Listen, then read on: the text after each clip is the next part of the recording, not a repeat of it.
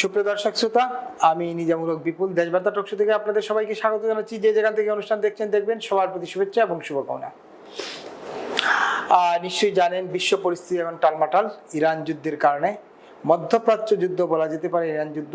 Israel এবং আমেরিকার অব্যাহত হামলার প্রেক্ষিতে পাল্টা হামলা চালাচ্ছে ইরান এবং আমেরিকার সমস্ত ঘাঁটিতে, মধ্যপ্রাচ্য জুড়ে সমস্ত ঘাঁটিতে, এমনকি ইউরোপের সাইপ্রাসেও তারা হামলা চালিয়েছে।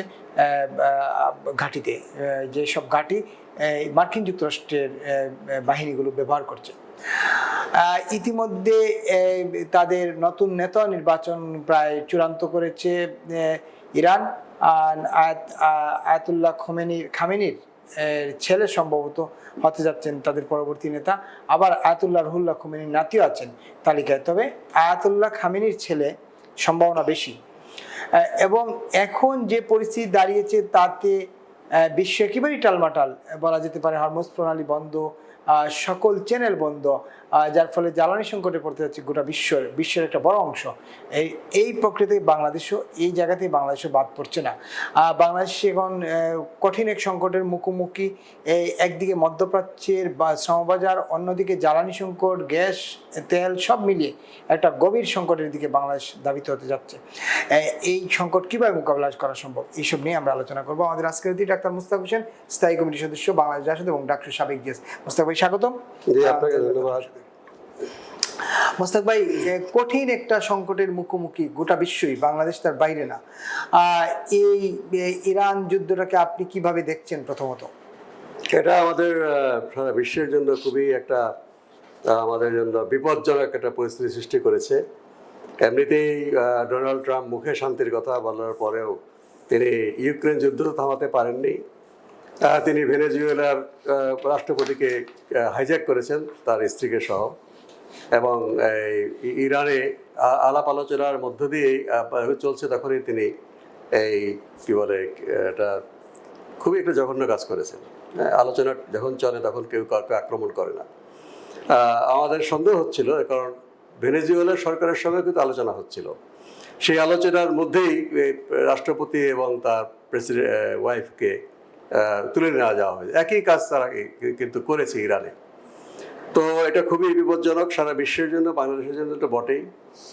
তবে প্রত্যেকটা যুদ্ধেরই এদিক ওদিক বিষয় আছে। এই যুদ্ধটা যেমন একদিকে আমাদের গোটা বিশ্বের, আমাদের মতো যারা সামরিক শক্তিতে দুর্বল রাষ্ট্র, আমাদের নিরাপত্তা ভাবনাকে খুবই উদ্বিগ্ন করে তুলেছে। যদি এটাই নিয়ম হয়ে যায় যে শক্তিশালী রাষ্ট্রগুলো যখন খুশি তখন আক্রমণ করে রাষ্ট্রপতিকে হত্যা করবে, জায়গা দখল করে নেবে, তাহলে তো আমাদের মতো দেশ খুবই ঝুঁকিতে আছে। আরেকটা হচ্ছে যে মধ্যপ্রাচ্যে আজকের যে সীমানা, এটা কিন্তু দ্বিতীয় বিশ্বযুদ্ধের সময় ব্রিটিশ যখন ভারত পাকিস্তান ভাগ করে দিয়েছে, ঠিক সেই রকম তারা এই ইরান ইরাক আগে থেকেই তাদের রাষ্ট্র ছিল, কিন্তু মধ্যপ্রাচ্যের বাকি অংশটা ছিল ওসমানিয়া সাম্রাজ্যের অধীনে। ইরাকও ছিল, সম্পর্ক ইরাকও ছিল। তো এগুলো যুদ্ধ জয় করার পরে ওসমানিয়া সাম্রাজ্যকে তারা ছিল জার্মানির পক্ষে, তৎকালীন তুরস্ক নেতৃত্ব জার্মানির পক্ষে ছিল, তারা পরাজিত হয়। গোটা মিডল ইস্টকে, মধ্যপ্রাচ্যকে তারা তাদের নিজেদের খুশি মতো আঁকাবুকি করেছে, বিশেষ করে ব্রিটিশ। আজকে ইসরায়েলকে যেরকম তারা তৈরি করেছে কৃত্রিম রাষ্ট্র ম্যাপের মধ্যে এঁকে, ঠিক তেমনি তারা সৌদি রাজতন্ত্র তৈরি করেছে। সৌদি এই রাজতন্ত্র ছিল না, এটা তারা তৈরি করেছে। একটা এই গোষ্ঠী ছিল, এই সৌদ বংশটা ছিল তথাকথিত অভিজাত বংশ, তাকে তারা রাজা বানিয়েছে। এই ওমান, কুয়েত, কাতার, বাহরাইন একটাও কোনো রাষ্ট্র ছিল না। ইয়েমেন ছিল, ইয়েমেন অনেক প্রাচীন, তো সেটাও তারা ম্যাপ এঁকে দিয়েছে তাদের খুশি মতো। কাজে আজকে যে মধ্যপ্রাচ্যে ইরানের উপরে ন্যাক্কারজনক আক্রমণকে এরা বিরোধিতা করতে পারছে না, কারণ ইসরায়েলের মতো এই সমস্ত এই উপসাগরীয় দেশগুলো কৃত্রিম রাষ্ট্র। এখানে কিন্তু ব্রিটিশরা গণতন্ত্র রাষ্ট্র প্রতিষ্ঠা করেনি, তারা রাজা বের করেছে। কারণ তাদের উদ্দেশ্য হচ্ছে এখানকার যে অপরন্ত তেল সম্পদ, এই প্রাকৃতিক সম্পদটাকে লুট করা। হ্যাঁ, এই লুটের উদ্দেশ্যেই তারা রাজতন্ত্র বসিয়েছে এবং সেখানে তারা আমেরিকার ঘাঁটি বসিয়েছে। ইরানের সরকার, যেহেতু মার্কিন যুক্তরাষ্ট্র তাদের উপরে একতরফা আক্রমণ চালিয়েছে, তাদের যে রাষ্ট্রপ্রধানকে হত্যা করেছে। কাজেই ইরান খুব যুক্তিসঙ্গতভাবেই তাদের আশেপাশে আর যে সমস্ত আরব দেশে মার্কিন যুক্তরাষ্ট্রের ঘাঁটি রয়েছে সেখানে তারা আক্রমণ করছে। যেমন এই ঘাঁটি ছেড়ে এই আমেরিকান সৈন্যরা এবং তাদের কর্মকর্তারা অনেকেই হোটেলে আশ্রয় নিয়েছে। কাজে ইরান সেই হোটেলগুলোকেও কিন্তু টার্গেট করেছে, কারণ তারা তাদের ঘাঁটি ছেড়ে তারা আশেপাশে হোটেলগুলোতে উঠেছে বা কোনো কোনো আবাসিক এলাকায় উঠেছে। ইরান যে মিসাইল নিক্ষেপ করছে বা ড্রোন অ্যাটাক করছে তারা কিন্তু পলাতক মার্কিন সৈন্যদের লক্ষ্য করে তারা করেছে। তারা সেই সব দেশের বিরুদ্ধে যুদ্ধ ঘোষণা করেনি এবং তারা ওই সমস্ত উপসাগরীয় দেশকে আহ্বান জানিয়েছে যে তারা যেন মার্কিনীদেরকে ইরান আক্রমণের জন্য সহায়তা না করে। ইতিমধ্যে অবশ্য ইরানের আক্রমণে অনেকটা বিচলিত হয়ে সংযুক্ত আরব আমিরাত তারা বলেছে যে তারা মার্কিন সৈন্যদেরকে ইরান আক্রমণের করার জন্য ঘাঁটি ব্যবহার করতে দেবে না, কারণ যেহেতু হোটেলে মিসাইল নিক্ষেপ করা হচ্ছে, ফলে ইউনাইটেড আরব আমিরাতের দুবাইতে পর্যটনের একটা বিশাল অর্থনীতি পর্যটনের কারণেই, এবং অনেক প্রবাসী সেখানে টাকা জমা রেখে টাকা বিনিয়োগ করে ব্যবসা বাণিজ্য করছেন।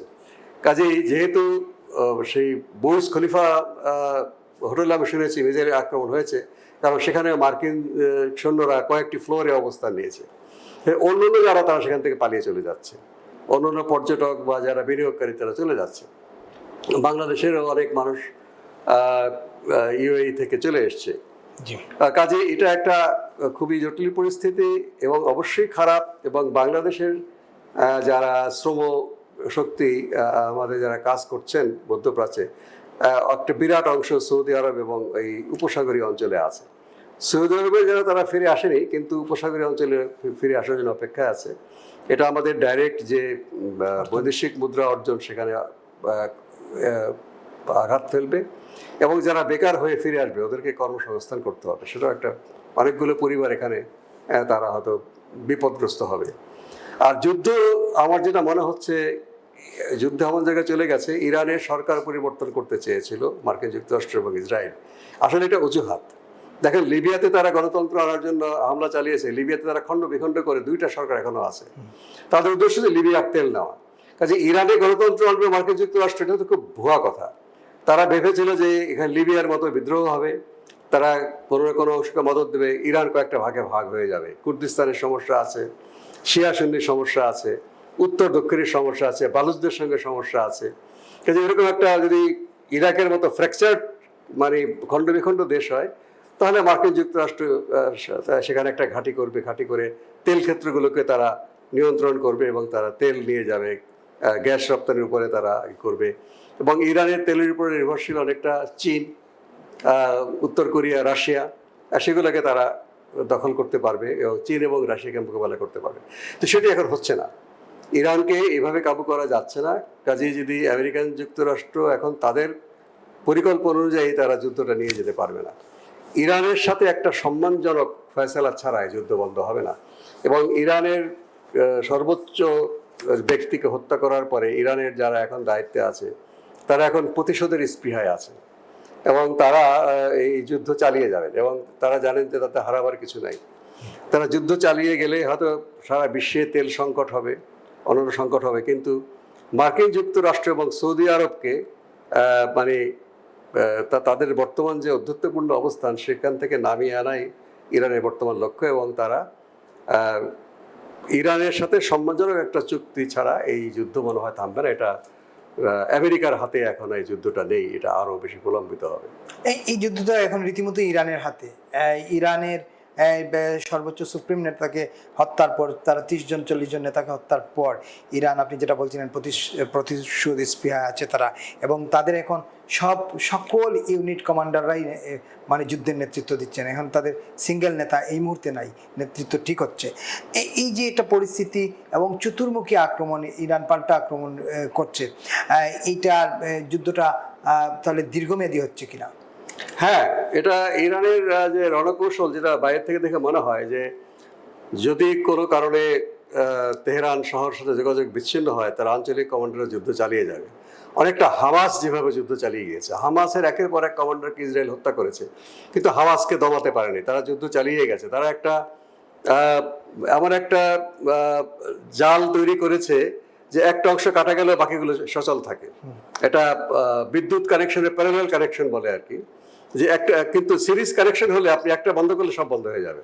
এই প্যারালাল কানেকশন তারা এইভাবে এই নেতৃত্ব করে গুছিয়ে রেখেছে। এবং এই যে সাইপ্রাসে যে আপনার ইয়েটা হলো, এটা কিন্তু আগের নির্দেশ ছিল।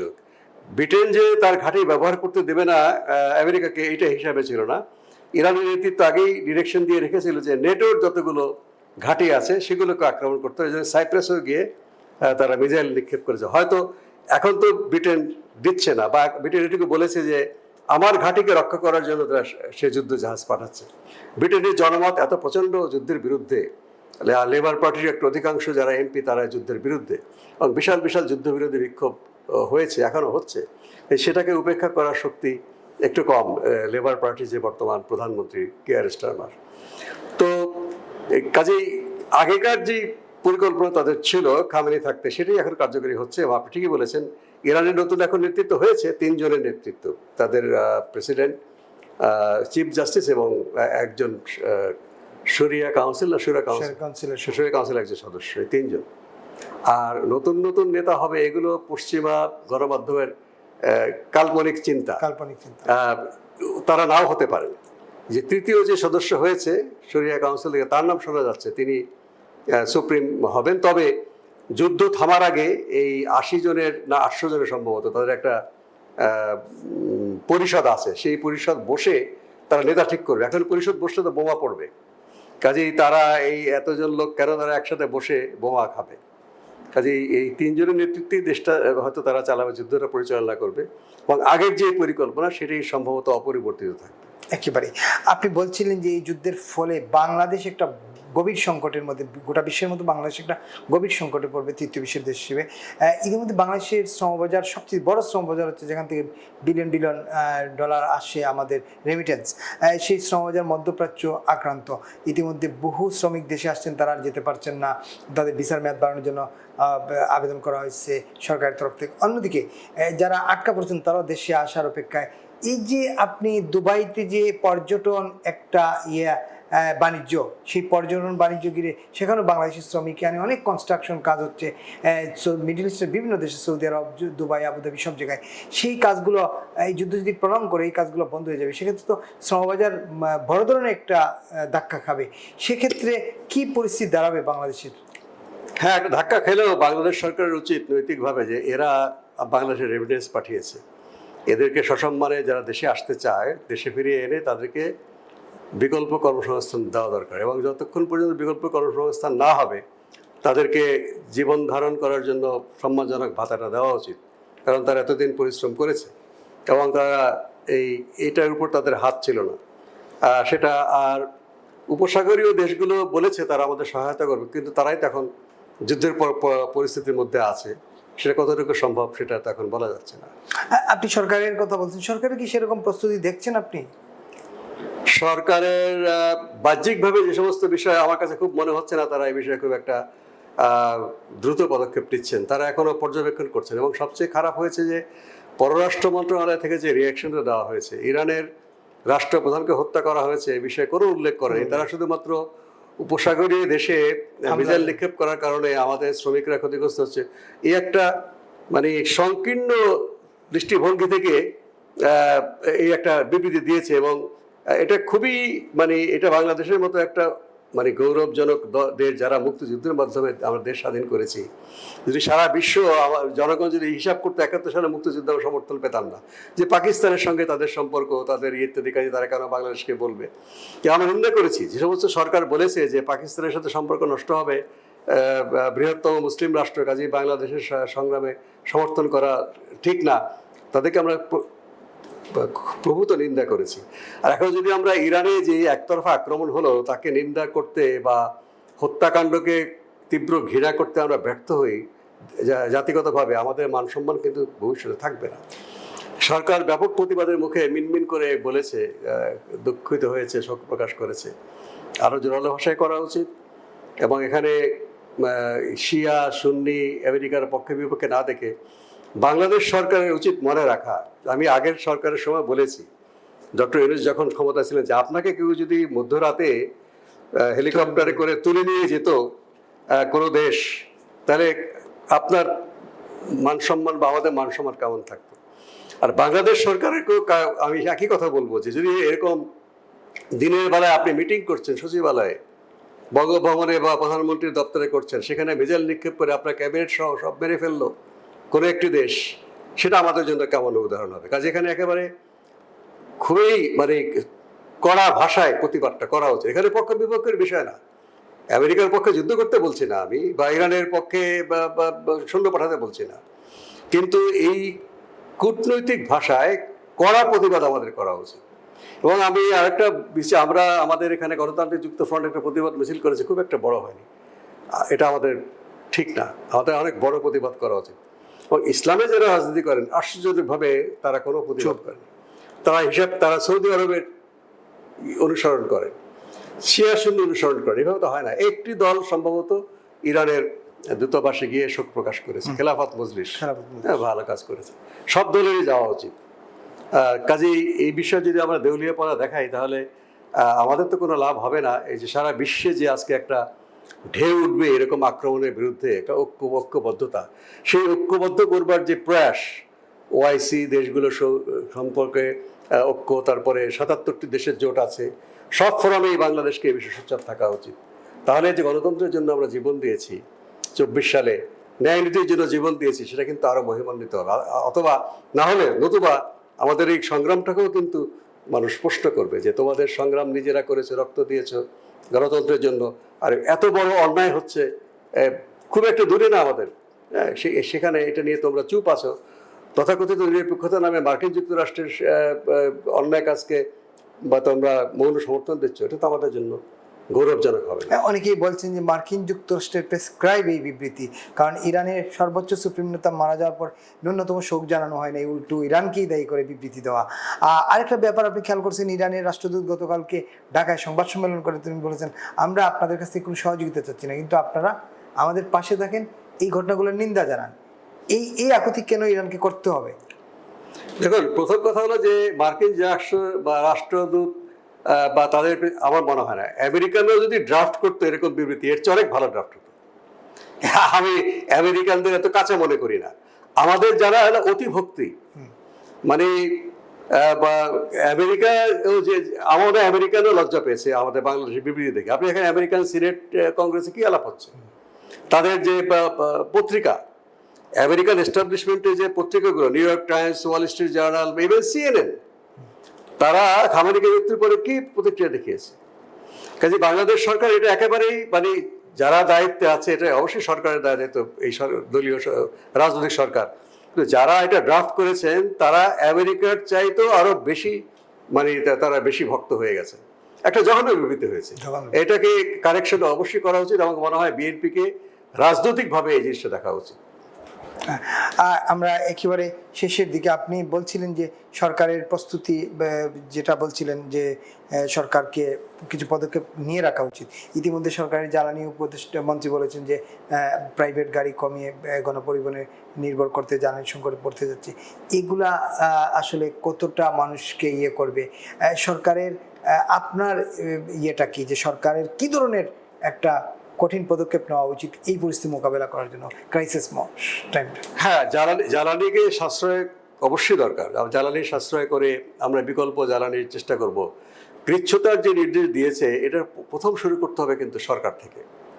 আমাদের পেট্রোলের সবচেয়ে বড় মানে গ্রাহক হচ্ছে সরকারি গাড়ি, সরকারি, আধা সরকারি, স্বায়ত্তশাসিত এই প্রতিষ্ঠানগুলোর, সেখান থেকে যদি আমরা কৃচ্ছতাটা শুরু করি, তাহলে নিশ্চয়ই জনগণ অবশ্যই কৃচ্ছতা করবে। কারণ এখন যদি তারা কৃচ্ছতার সাথে তেল ব্যবহারে আমরা সংযমী হই, তাহলে এটা আমরা রাখতে পারবো। সেটা আর জনগণকে ঐক্যবদ্ধ করতে হবে, এবং জনগণকে এই আগ্রাসনের বিরুদ্ধে একটা ঐক্যবদ্ধ সরকারকে এই বিষয়ে আরও সোচ্চার হতে হবে। এবং রাজনৈতিক দলগুলো, সংসদের ভিতরে, সংসদের বাইরে, রাজনৈতিক, সামাজিক, সাংস্কৃতিক সংগঠনগুলো একটা একাত্মতা অনুভব যদি আমরা করি, তাহলে নিশ্চয়ই এই কষ্টগুলো আমরা ভাগাভাগি করে নিতে পারবো।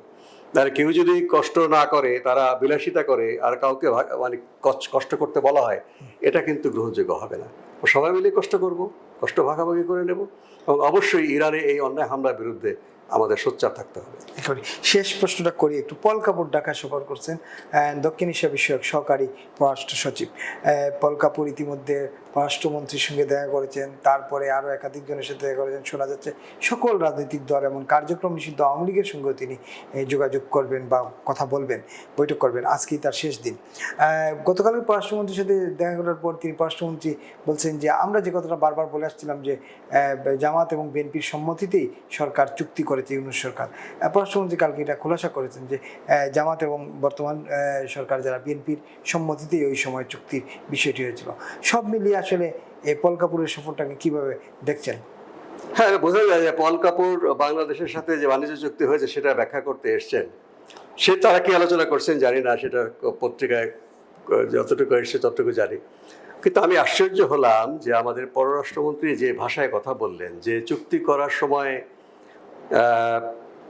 বিএনপি এবং জামাত দুই দলই সম্মতি ছিল, উনি যে ভাষায় কথা বলে এটা কি উনি কি বিএনপি সরকারের পররাষ্ট্রমন্ত্রী হিসেবে কথা বলছেন, নাকি সদ্য বিদায়ী ডক্টর ইউনূস সরকারের পক্ষ হয়ে কথা বলছেন? এই ভাষা তো বিএনপি সরকারের মন্ত্রী হওয়ার কথা না। বিএনপির সাথে সম্মত হয়ে যদি চুক্তি করে থাকে সেটা বিএনপি দলগতভাবে বলবে বা সরকার বলবে, প্রধানমন্ত্রী বলবে, উনি বলবে যে হ্যাঁ আমার সরকার, আমার দল। উনি যে ভাষায় কথা বলে উনি মনে হয় ডক্টর ইউনূস সরকারের নিরাপত্তা উপদেষ্টা, সেভাবে কথা বলেছেন। এই ধরনের লোক কিভাবে বিএনপি মন্ত্রী থাকে? আর জামাত ইসলামী সম্মত দিয়েছে কিনা জামাত ইসলামী বলবে। জামাত ইসলামীকে খোলাসা করা উচিত যে তারা সম্মতি দিয়েছে কিনা এবং কি কি দিলে তারা কিসে সম্মতি দিয়েছে এবং যে চুক্তি হয়েছে সেই চুক্তিতে তারা সম্মত হয়েছে কিনা। তবে আমি আবারও বলছি যে ডক্টর খলিল যে কথা বলেছেন এটা বিএনপি সরকারের মন্ত্রীর কথা না, এটা ডক্টর ইউনূসের নিরাপত্তা উপদেষ্টার কথা। এই ভূমিকায় যদি উনি পালন করতে থাকে যে উনি ডক্টর ইউনূসের স্বার্থ রক্ষা করার জন্যই বিএনপিতে তাকে ডেপুটেশন দেওয়া হয়েছে এবং বিএনপি তাকে নিয়েছে, এটার চেয়ে দুঃখজনক আর কিছু হবে না। আমাদেরকে কিন্তু বিপদের মুখেই পড়তে হবে, এটা পরিষ্কার করা উচিত বিএনপি সরকারকে।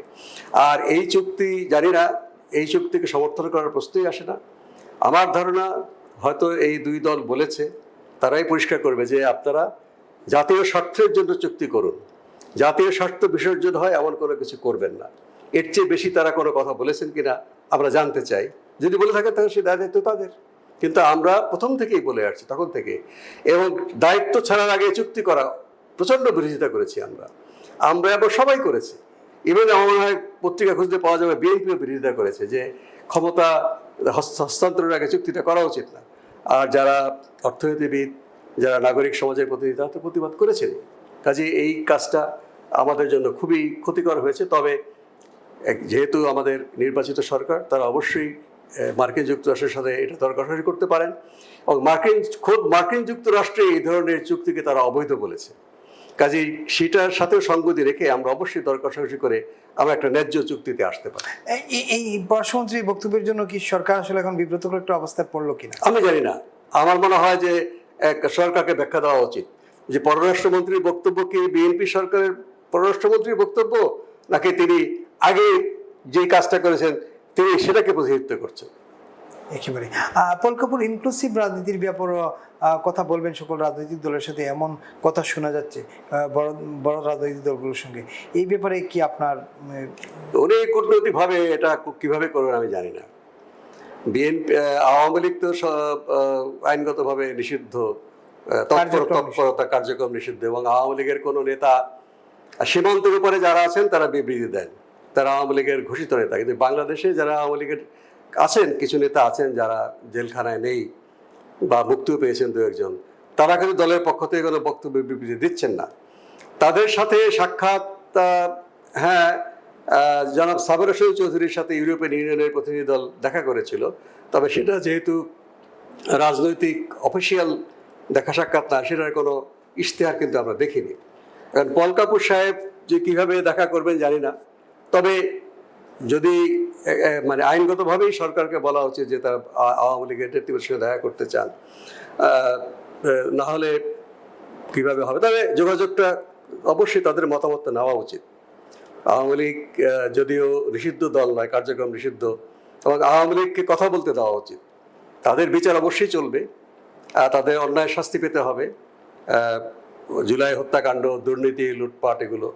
কিন্তু আওয়ামী লীগকে মানে কথা বলতে দিলে আমরা তাদের মতামতটা জানতে পারবো। এবং বাংলাদেশে যারা আছে সীমান্তের উপর থেকে তাদের বাণী আমরা শুনতে প্রস্তুত না।